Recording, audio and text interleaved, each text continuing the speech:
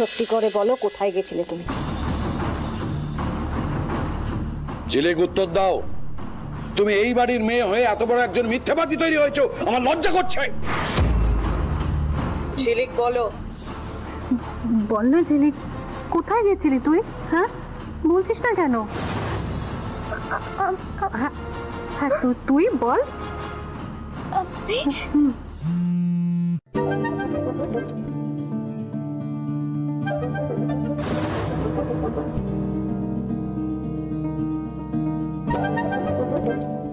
ঝিলিক,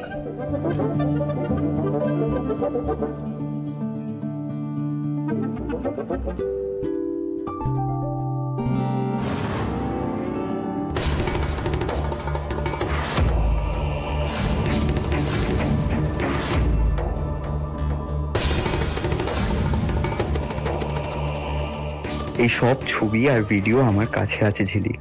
যদি আমার নামে কোথাও কমপ্লেন করিস, আমি কিন্তু এই সব কিছু ভাইরাল করে দেব। Mind it.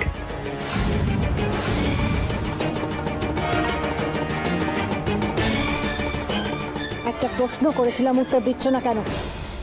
সত্যি করে বলো, তুমি কোথায় গেছিলে? চুপ করে থাকবে না। ঝিলিক, ঝিলিক,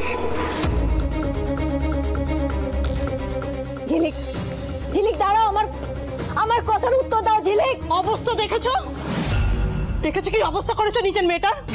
ও তো তোমার দেখানো পথেই হাঁটছে। তোমার লজ্জা করে না?